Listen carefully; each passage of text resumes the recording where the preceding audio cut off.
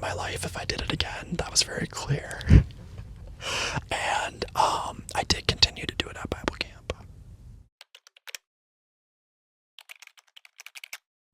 Hi, hey, hello, how are you? Do you know what time it is? I will tell you what time it is. It's time for another Teddy Talks ASMR video. Whoa, whoa. My name is Teddy, hey, and I'm talking in a sort of ASMR style. In tonight's video, I will be talking about my most embarrassing stories, and there are two reasons why I want to talk about embarrassing stories in this video. The first reason is in my recent video talking about the pros and cons of teaching in the month of March. I mentioned a story, an embarrassing story that happened with the janitor really recently, so I will be telling that or talking about that story in this video. It's my last story that I'll be telling tonight or today whenever you're watching this. The second reason why I want to get into these embarrassing stories is because I've talked a lot about education from the teacher's side, but recently I've been thinking a lot about high school, and a lot of funny and crazy things happen in high school that I definitely want to talk about. I want to talk about education from my side as a teacher now, but I also want to flip the coin and talk about what it was like as a student and talk about like the senior prank I was involved in. That was really crazy. I want to talk about a car accident that I was in but not really in high school. And ASMR Storytime videos are some of my favorite ASMR videos to watch, and I definitely want to attribute to that style of ASMR video. So if you want to hear my embarrassing stories, then stick around. Very quickly before I get into these stories, so it is not the same day as the February or the March video. I'm sorry, it is not the same day as the March pros and cons video. I'm just wearing my jacket.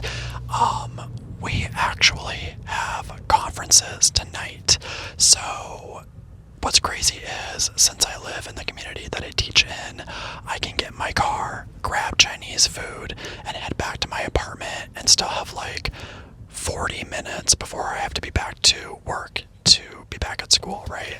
So I came all the way home, and all I want to do is film a video, which is what we're doing now. So what's nice for you guys is, since I have a tendency to ramble, I really can't do that tonight. I just have to tell the story as is, or the stories as they are, and then I have to skedaddle back to work/school for conferences. So yeah, conferences are fine. It's just a really, really late night, and if you watched my life update video, I've been doing bowling. I am the assistant coach for bowling. So I've been very busy, and I just want a night where I lay on the couch and do nothing, but I also really want to film. So instead of laying down and taking a nap or a break before I go back to work, I'm doing this video. Alright, so I have four stories, four very embarrassing stories that I want to talk about in this video. So we are going to hop right into it. I have them written down over here, so if you see me looking, I'm just looking at what story I have next for you. So these stories in particular kind of are in order. They are in chronological order, but I'll tell you how old I was and what was happening, and then I'll tell the story, right? I'm not going to try to embellish or like draw it out too much because I really don't have the time. So the first story is, I was a kid. I was probably like 10 or 11 years old, and I used to go to Bible camp, like Bible summer camp, a lot. I think I went from the time I was in like 4th or 5th grade grade all the way up through like 9th or 10th grade in high school, I was going to Bible camp a lot, and I was going every summer for a week, and then I was also going in like the winter and sometimes the fall. More on that later. But at Bible camp, you did this thing where once you were done with your drink, which usually was milk, I don't know why they were basically force feeding milk to us, but they were, you would pour whatever milk was left out onto the table.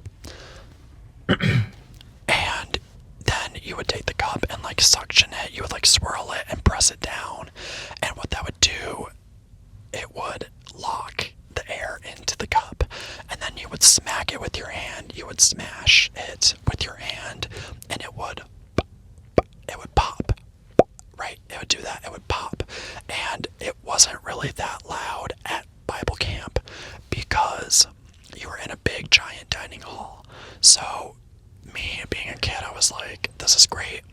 I don't really get styrofoam cups that much because they were styrofoam cups. You couldn't really do it with any other kind of cup. And I thought it was great, and I did it all the time at Bible camp. Here's where the embarrassing part comes in. So I, shortly after going to Bible camp, it was like the week or 2 weeks after, when I was like 10 or 11, I had been going, I think I had just started going to Bible camp because to me this was cool and it was brand new, right? So, I was on a family vacation with my mom, dad, and sister, and we were staying in kind of like a basic hotel with a continental breakfast that you could go, get a free breakfast from every morning, right? And we were about to head out for the day one morning, so you can imagine where this is going. And the continental breakfast area was super full and super loud and echoey. It was very loud and very echoey, right, as they are, because you're trying to get food, and the floors are tile. It's very echoey. So in my 10-year-old brain, I was drinking milk in a styrofoam cup, and I thought, oh my gosh, I could do the popping thing in front of my sister and my mom and dad, and they would think it would be so funny if I took my cup and I smashed it and I did that popping sound just like I did at Bible camp. Because at Bible camp, you're surrounded by a bunch of other boys your age, and like everything is funny, and like why wouldn't my family think it would be funny too? So here's what I did. I finished my milk. I did the thing because the table was just a flat plastic table. You couldn't really do it on another type of surface. So I pour the milk out, I suction the cup down, and I smash it. I mean, I pound it. I absolutely destroyed this cup. And the popping sound exploded. It echoed throughout the continental breakfast to the point that it sounded like a gunshot. I kid you not. It was crack, bam, pop. And I started laughing because I thought it would be funny. Everybody in that hotel continental breakfast went quiet. Quiet. Everybody stared at our family. My mom just stared at me in disbelief. And then I regretted it almost immediately after. But no one talked after that. Eventually there were murmurs, but I was that kid that I just looked like a little badass kid that like had no home training. And my mom said, why would you do that? Because it wasn't just me that it was embarrassing for, it was my whole family. So needless to say, I was cut off from styrofoam cups. I was never allowed to do that again near my family. It was going to be over for me. It would be the end of my life if I did it again. That was very clear. And I did continue to do it at Bible camp. Alright, so the next story was high school. So the last story, I was a kid, and in this story I was like a junior or a senior in high school. When I was in high school, I played basketball, and for a brief moment I was the captain of the basketball team. That's a whole other story. I was a captain with other people, like there were multiple captains. so it's not a big deal. But I did play basketball. I like basketball. Liked it. Still like it. I had a basketball coach. He's the same one that gave me that bad nickname that I mentioned in another video, and we had some slight beef. Obviously, like, this is a long time after this has happened. This has been, you know, I don't really care anymore, obviously, but just for story's sake. So, the same basketball coach, I was not on, like, the varsity starting lineup. I think I played varsity, but it wasn't, like, in the starting lineup at this time, so I must have been a junior. And the basketball coach was like, hey, you know, we want to get you involved with the team. Like, something happened with somebody else. And they couldn't, like, do the handshakes.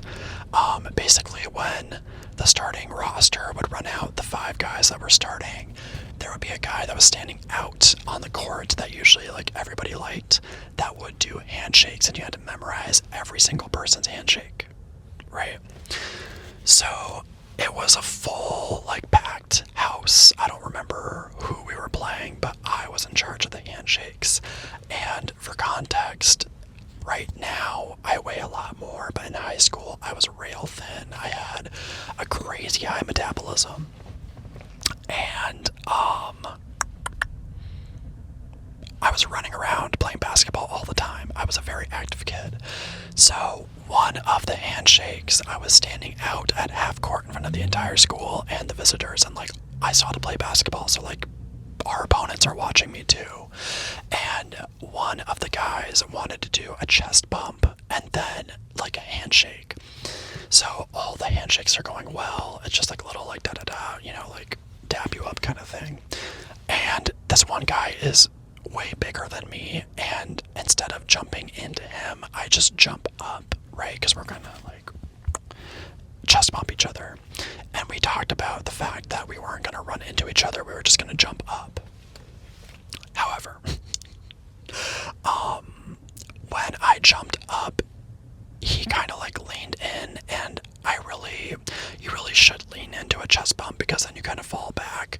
But because I was straight up, I just fell back and I could not get back forward. So in front of everybody, packed game, I fell over onto my back in front of everybody. And I was so embarrassed because we didn't even do the second part of the handshake. I think he just got me off the ground and we kept it moving. But I got really red and the coach laughed so hard. But what was really funny was I was embarrassed, obviously, because the coach knew that wasn't supposed to happen, and I knew that wasn't supposed to happen. But everybody the next day at school thought it was really funny, and everybody thought we planned it. So, moral of the story, sometimes when you're embarrassed, try to play it off because no one might know what was actually supposed to happen. You just got to keep it moving. So that was pretty embarrassing still because the coach knew and he still gave me a hard time about it. But in the long run, it wasn't, and it definitely was quite embarrassing at the time, but I can look back now and laugh about it. That's the end of that story. The next story is also about basketball, but leaving basketball. So, for some reason, at some point in high school, I don't know why, but we had to go kind of far away to a church to practice, and this church was kind of cursed. Like, it was very liminal, kind of cool, but liminal. Like, I don't understand the architecture of this church, right? So, it was around the same time as the handshake incident, the previous story I just told. So I was hurting bad, and I'm about to get embarrassed again as I tell the story, right? So it was around that time. We go to this church. What made it really weird is that the floor of this church was carpet. Like, the gym was carpet, the walls were padded. It was really creepy. So when you bounced the ball, it didn't really bounce that well.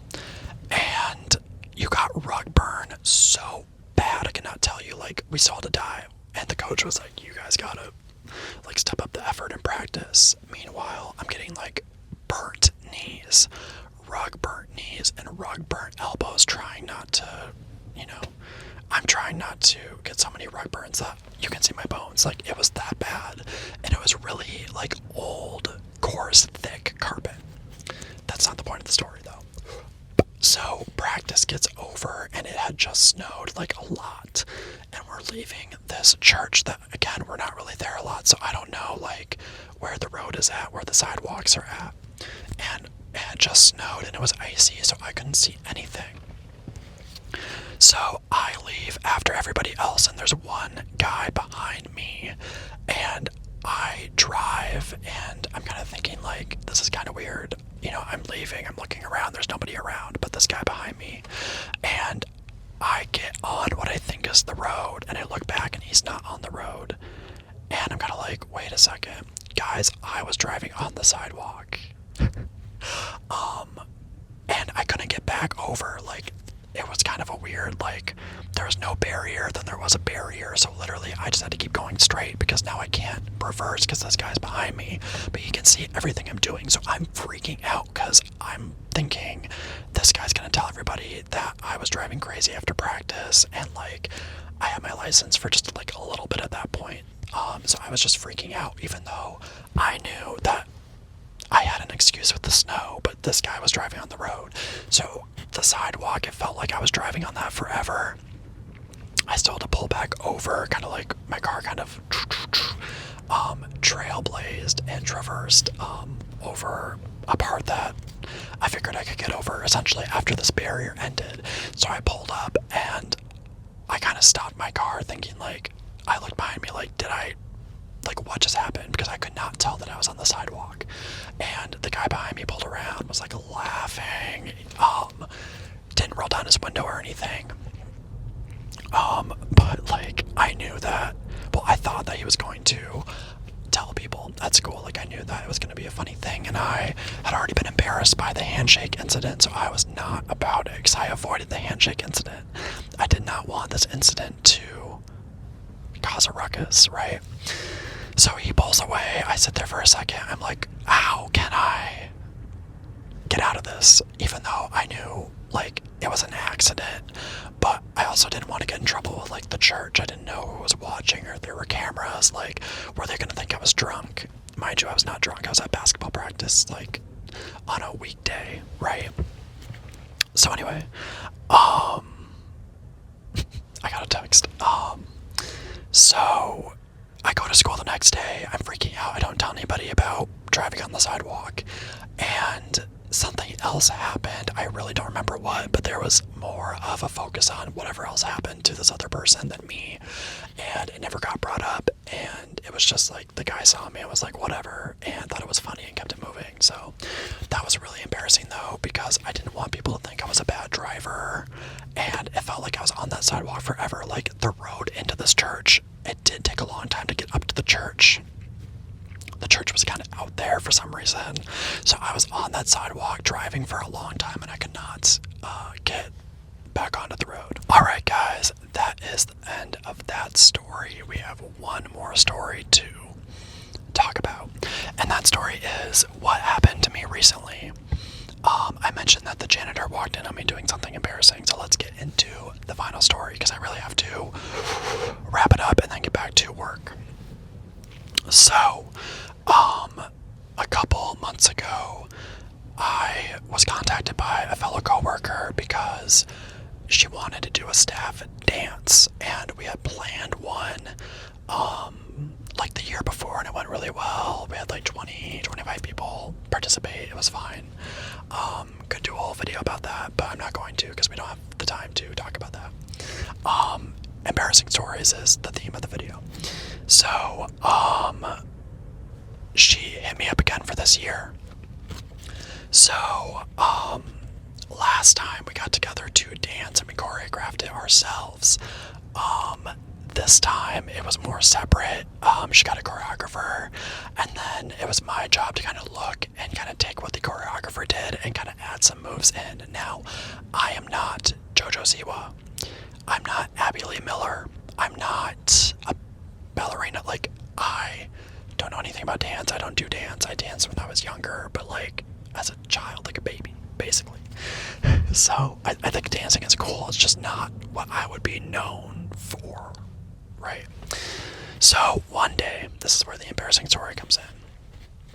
I am in my classroom, and I was filming myself to get a video out to the staff because you know, we would make videos for the last time, and it was my job to edit the videos and make the videos and send them out to staff so they could watch the video, learn the dance, and then we get together and kind of finish it up, right? So I stayed late one night, and sorry, someone's pulling up, but I stayed late one night, and like, I turned on a light because you couldn't really see me in my room, and my lights were off.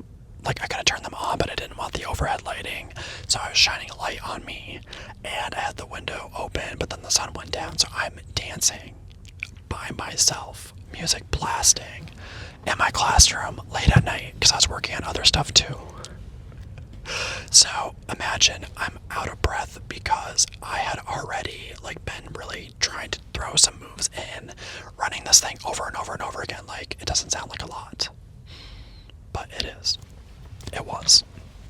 So I'm mid-dance when I hear the door like jostle. The keys are jostling in the lock or whatever, the handle of the door. And the janitor swings the door open, and I'm like, hey, what's up? And he's like, whoa.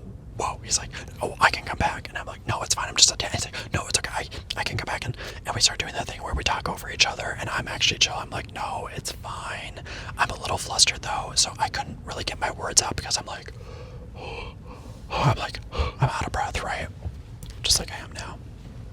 And so, he left, and it was so funny because after that, for a while, he would not say hi, and I think it was a little scared because he's like, okay, I've come into the room, and this guy has his lamp on, and then today is like the final straw. He's dancing in the dark, like blasting this music, like what is going on? Why is he filming himself? And I know that the janitor could put two and two together, but I guess I would also be the same way if I walked in on someone dancing. But it was the fact that I was trying to explain myself, and I was so out of breath that I couldn't. So yeah, I will say since that story, we have talked again. He has said hi to me. I see him more now because I'm there at the school so late after adaptive bowling, so we're good. We're working on it. And I'm totally joking, by the way. That guy's just doing his job, right? But I was embarrassed because it was like, you saw me sweaty at my worst, out of breath, and you were just like, I'll come back. That was so embarrassing for me, but no one else like saw it. It's really not embarrassing because I was just doing my job, right? To end the story though, sadly, because of the current events that were happening in January, the dance got canceled. All my hard work and getting embarrassed just thrown out the window like that, which is fine. I totally get it. And here we are. That's kind of the end of the story. The janitor and I are cool, and guess what? Do you know what time it is? I will tell you what time it is. It's time for me to end the video. I have about 15 minutes to get back to work. Honestly, I've been in here for a while, so I'm gonna run into my apartment, use the bathroom, and then run back to school and eat this Chinese food as I talk to people about how their kid is doing in my class. So thank you so much for joining me tonight. Let me know how you like the microphone. I've only done one other video with this microphone. I thought the angle worked out okay. You're just sitting on my dashboard, whatever. And if you want more story times, you could say you want them or not, but you will be getting those regardless. It might not be for a couple weeks still, but there are a couple story times, especially from high school, that I want to get into. I don't think all my story times will be in the car. Some might be at home, but especially when I talk about my senior prank, like, there's a lot happening with that one. There's gonna be things put on the screen. That's my stomach. I think I want more of like a stationary video. I learned today that I cannot drive and do these story times because I'm paying too much attention on what's going on around me. So there's that. But thank you so much for joining me tonight. I have something to edit tonight if I'm not busy, which is great. And I will see you in the next video. I post on Mondays and Thursdays at 5 p.m. and I try to post shorts often. So this is Teddy Talks ASMR. Thank you for listening to my embarrassing stories. And if you want to leave a embarrassing story down below in the comments, I'll read it. I'll interact with it. Bye.